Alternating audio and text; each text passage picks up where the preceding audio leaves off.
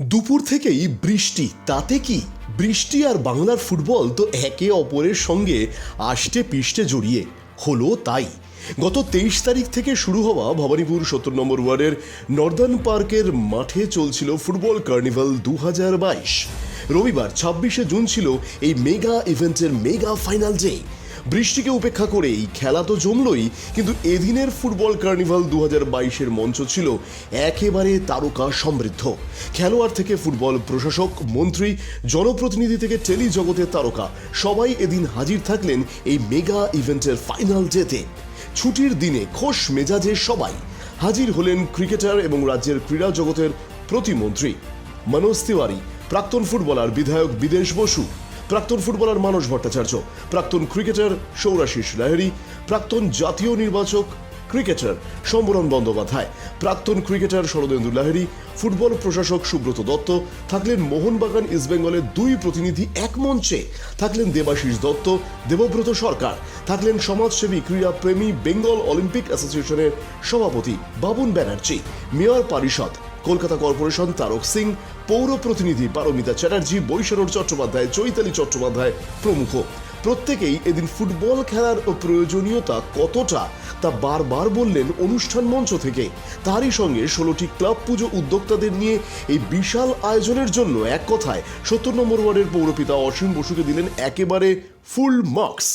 ওনাকে অন্তরের অন্তঃস্থল থেকে অভিনন্দন জানাচ্ছি, সাধুবাদ জানাচ্ছি, ধন্যবাদ জানাচ্ছি।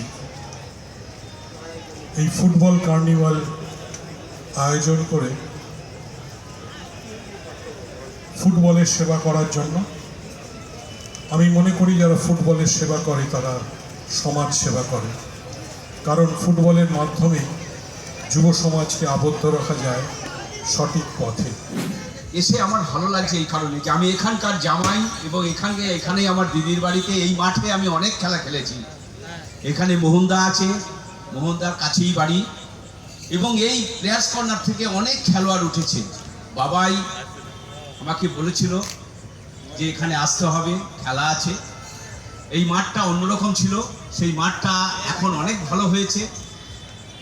আর এখানে উপস্থিত আছেন আপনাদের তারকবাবু, তারক সিং, যাকে নাকি আপনারা আমাদের কলকাতা ডুবে গেলে সবার আগে যাকে রাস্তায় দেখতে পান, সেই তারকবাবু, যিনি মানে জল পরিষ্কার করার জন্য দিন রাত আপনাদের পাশে দাঁড়িয়ে থাকেন।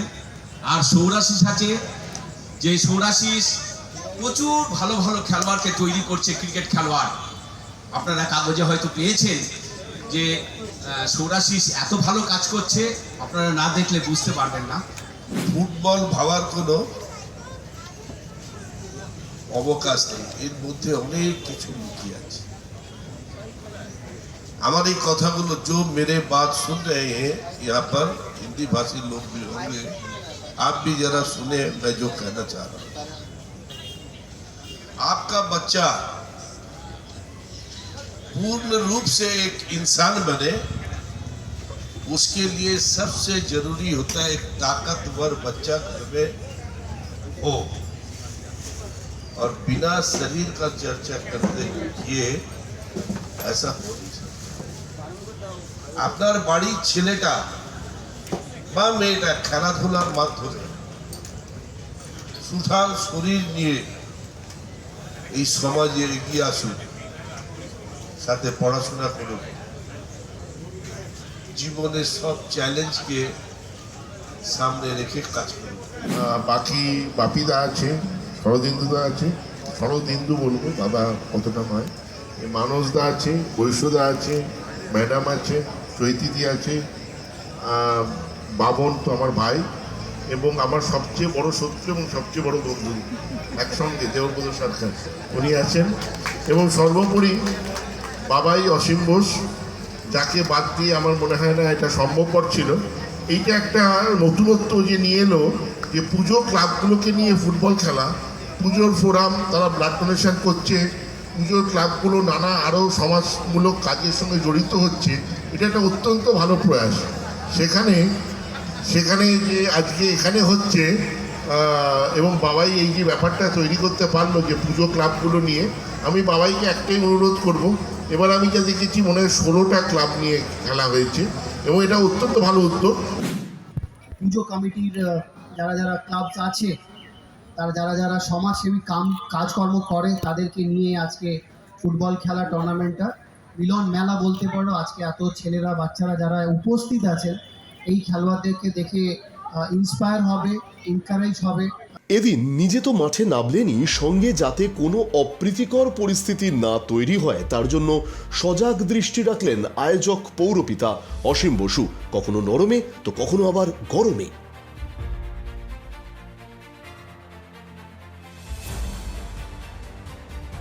তবে ফুল মার্কস দিতে হয় অবশ্যই মাঠে উপস্থিত দর্শকদেরও।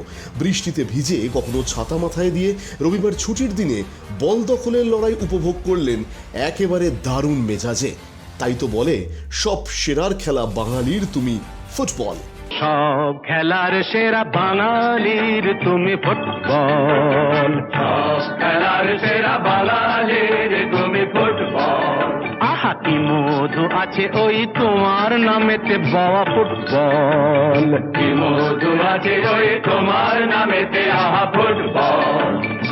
তাই তো দর্শকদের একেবারে 100-100 দিতেই হয়। মাঠের কানায় কানায় ছিল দর্শকে ভরা। তোমাকে লাথায় রোজ বুট পরা কত পা, এত লাথি খাও তবু মুখে কিছু বলো না। এদিন ছিল মোট 5টি জমজমাট খেলা।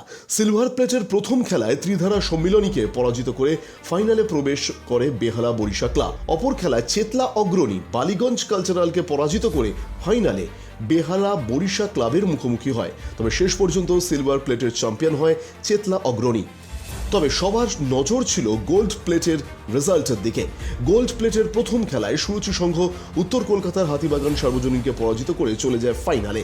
অপর খেলায় টানটান উত্তেজনার মধ্যে মুখোমুখি হয় ভবানীপুর স্বাধীন সংঘ এবং রাজডাঙ্গা নব উদয় সংঘ। ট্রাইব্রেকারে জয়লাভ করে ভবানীপুর স্বাধীন সংঘ ফাইনালে মুখোমুখি হয় নিউআলিপুর সুরুচি সংঘের। কাদা মাঠে একে অপরকে টেক্কা দেওয়া, জোরদার লড়াই। তার মধ্যেই ভবানীপুর স্বাধীন সংঘকে পিছনে ফেলে ফুটবল কার্নিভাল 2022-এর গোল্ড প্লেট চ্যাম্পিয়ন হয় নিউআলিপুর সুরুচি সংঘ। খেলার ফলাফল 4-0। এর পাশাপাশি এদিন ছিল বাড়তি আকর্ষণ সেলিব্রিটি ম্যাচ। সাংবাদিকরা খেললেন টেলিভিশনের তারকাদের বিরুদ্ধে। খেলার ফলাফল 1-1।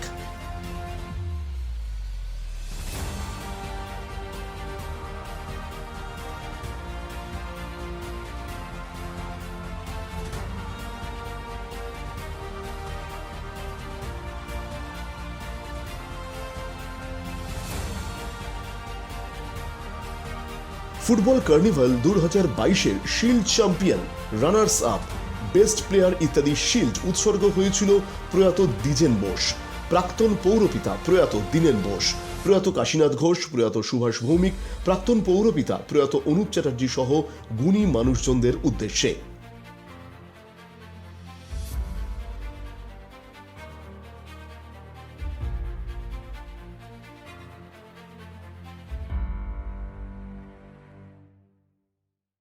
সব মিলিয়ে 4 দিন ধরে চলা ফুটবল কার্নিভাল 2022 দেখিয়ে দিল বাঙালির আবেগ, ভালোবাসা, প্রেম কতটা জড়িয়ে রয়েছে ফুটবল। তার সঙ্গে বাংলার পুজোকে এক জায়গায় নিয়ে আসা। নিজে আদ্যপান্ত একজন ফুটবল প্রেমী এবং সময় পেলেই যিনি ফুটবল মাঠে অঞ্চলের ছেলেদের সঙ্গে নেমে পড়েন, সেই 70 নম্বর ওয়ার্ডের পৌরপিতা অসীম বসু, তিনিও মাঠে নেমে সামনে থেকে নেতৃত্ব দিয়ে 16টি ক্লাব পুজো উদ্যোক্তাদের নিয়ে এই টুর্নামেন্ট করে শহরে এক ব্যতিক্রমী দৃষ্টান্ত স্থাপন করলেন। মমতা বন্দ্যোপাধ্যায়ের অনুপ্রেরণায় নর্দার্ন পার্কের ফুটবল কার্নিভাল 2022 প্রশংসিত হল রাজনৈতিক থেকে বিনোদন জগৎ, খেলার জগৎ সর্বক্ষেত্রে। ক্যামেরায় কৌশিক কর্মকারের সঙ্গে রাহুল গুপ্তের রিপোর্ট, দিশা শক্তি নিউজ, ভবানীপুর, কলকাতা।